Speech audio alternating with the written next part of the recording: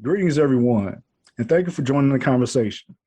This is your host, CJ Ward, and I'm joined again today with my awesome co-host, Dana Branham. How are you doing today, Dana? I'm doing good. How are you doing? I cannot complain. Just trying to stay warm and dry. Warm and dry, yeah. So, Understood.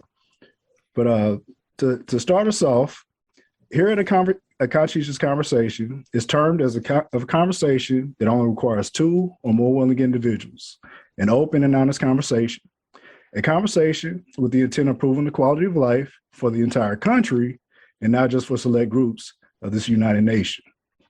So let us have a seat and discuss. So today, Dana and I are joined by the great and awesome, at least from what I've been told. I just met her today, and I'm already ready for this conversation. But we are joined today with the Mrs. Akins. Dana, would you mind introducing our prestigious guest today? I do not mind. It is actually a pleasure and an honor to do so. So we go way back. She's known me most of my life. We will not say how long that is. However, just say that we have really good roots that are very similar. Right. And so that's a blessing to both of us. But Dr. Akins is one of my inspirations. Never got to tell her that, so I'm telling her now. Today, inspiration, examples of what to do when you want to lead, when you want people to follow. She has been an educator for over 30 some years in the Fayette County public school system, retired from there, but really didn't retire and started a new journey, still in education.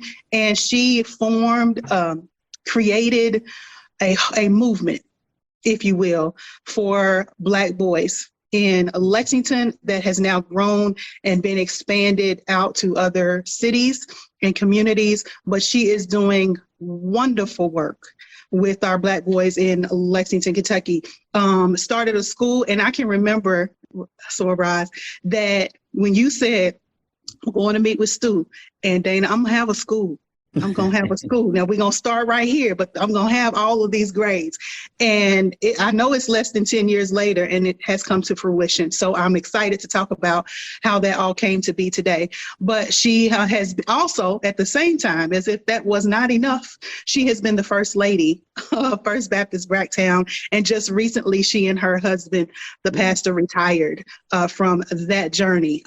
That's why I'm so surprised that you have availability, because, all these years you've had all these juggling things. And so, and as I also mentioned, she's my sorority sister. I'm super proud to call her soror and pinky proud of everything that you have done to set an example for us. If she says she's going to do it, it really is going to get done.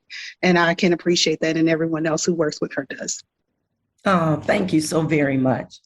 Let me say to both of you, I'm very honored, and I'm so very humbled to be a part of this today. And so let's talk about how we can change the trajectory of Black boys in this country. Yes, ma'am. Got to. That's CJ's bailiwick. So you're right on time with that. So everyone that's listening and watching, you see why I said I was already anticipating this conversation.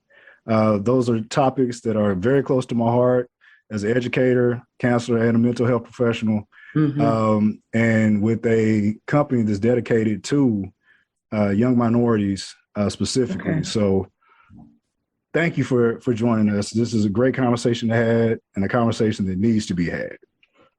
Absolutely. So could you, start off by introducing us to what you do currently, sure, and some of the things that has guided you to this point. Well, let me kind of start from the beginning. I did not realize that God was preparing me for what I do now when I was growing up. I have all brothers. I have 5 brothers. And so growing up with my brothers, I knew all the sports, went to the games, knew and was being taught what Black boys need, watching my parents raise them and being a big sister for them. And so in I got my first teaching job was at the middle school where two of my brothers were in attendance. And I never will forget the day that one of them played around and missed the bus. And he thought, well, because my sister works here, I know I can get a ride home. So he comes to me and he goes, hey, sis, I need a ride home. I said, you need to call your mother, call our mother. And he goes, you're not going to give me a ride home? I said, no. I said, call mama and let her come get you. Because I knew if I gave him a ride home, he would start using me as a crutch and not living up to his responsibility of getting on that bus, getting home like he was supposed to. So that was kind of the beginning of understanding, that you have to have structure, you have to have consistency with Black boys. So I started my teaching career in 1977, and 42 years later, I'm still a part of the Fayette County Public School System. I actually retired in 2004 in December because my husband, who was pastoring at that time, we were in the process of building a brand new facility. We knew we were building it for the community, but not really had the complete vision of what the building was going to be used for. We knew it was for the community. And so in 2004, I retired in December, and my retirement was short-lived. The superintendent called me and said, we have a school whose principal left suddenly, and we need you to come out of retirement to help hold this school together until the end of the year. And I told him, I said, listen, I can't do it full-time, but you find another principal who will share the responsibility with me. I'll come back and we'll share it, get the school, keep it steady until the end of the year. So we found another person, and she and I came back out of retirement. So I saw that the group of students who were in the principal's office all the time were African-American males. In the principal's office, had the lowest test scores, had the poorest grades, and it disturbed me. I was like, we got to do something about this, got to do something. So in my church with two other educators, Dr. Roger Cleveland and Miss Janae Bote. So I kind of drafted the two of them. I said, listen, we got to do something to help this school because the African-American males are just not being successful at all. And so they said, okay. I said, let's start a Saturday program. And through this Saturday program, our mission was to educate, motivate, and activate the potential for excellence that lies within every African-American male. Here's what I knew. It was in them. They just needed the right person and be in the right environment to pull it out of them. Absolutely. And so this one middle school had 106 African-American males attending there.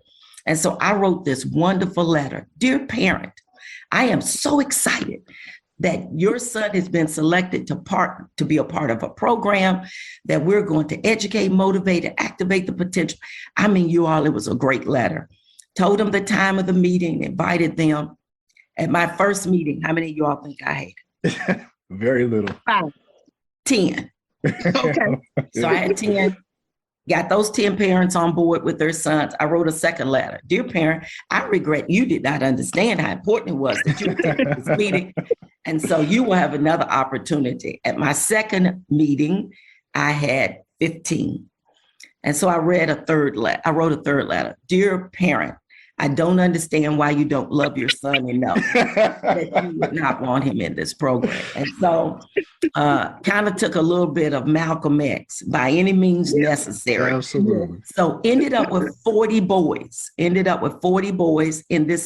grades 6 through 8. And so I wanted to make a real powerful impact on them at our first meeting. So I went out to Old Don Jacobs, which is the BMW dealership here in Lexington, went into the sales manager and asked him, could I borrow a car on a particular Saturday? I wanted a BMW. And he said, ma'am, I said, I just need to borrow it.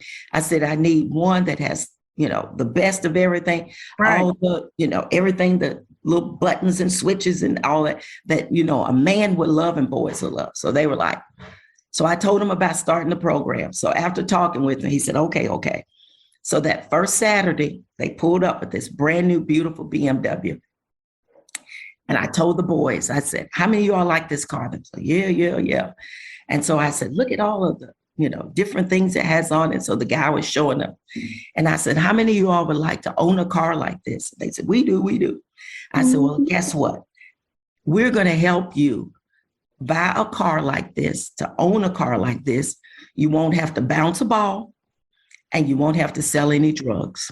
Yeah. All you need to do is use your mind. And so we went inside and Dr. Cleveland, started leading the conversation about why they were not performing well in school and what was the problem. And here's the thing, they thought being smart was acting white. Mm-hmm. All right. So how do you kill that devil? And so we went out to the University of Kentucky. I got an African-American male in med school, the law school, one that was in engineering. We found about 15 African-American males, got them to where we were meeting. And so they all came in and they told, who they were, where they were from. My dad is in prison, but yet I'm in law school. Mm-hmm. Another one told, they gave, told I'm from Detroit, I'm from Atlanta, I'm from St. Louis. And so they told who they were. And so Dr. Cleveland said, if being smart is acting white, then what do you call this? Right. Yeah. And it was like a light bulb went off. Mm-hmm. And they got an opportunity to see themselves. Here was somebody, single parent home, dad in prison, coming from other parts of the United States. And so we started seeing a change in their grades. We offer tutoring, we offer mentoring. And so the way we start every BMW session is called the Power Story, where we bring in another African-American male who tells his story, the good, the bad, the ugly. We've had ex-cons to come in. We've had presidents of universities to come in.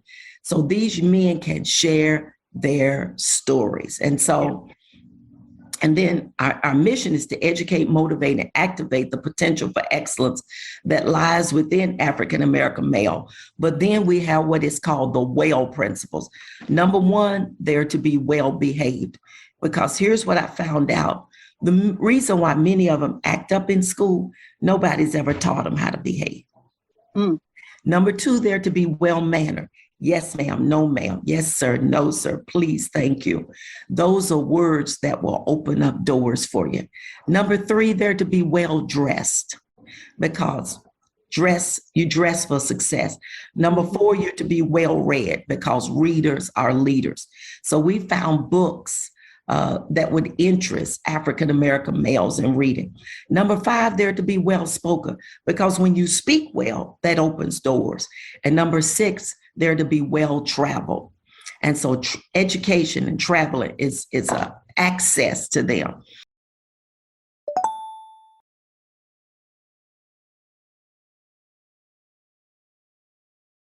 Nothing ever was handed, all about respect, never about ego. Wish I could have retired a long time ago and disappeared way beyond the trees. But my homies kept influencing me, said they needed to hear my lyrics, like my flow, cause they felt my spirit. Plus the people needed to hear it. A conversation with conscientious lyrics.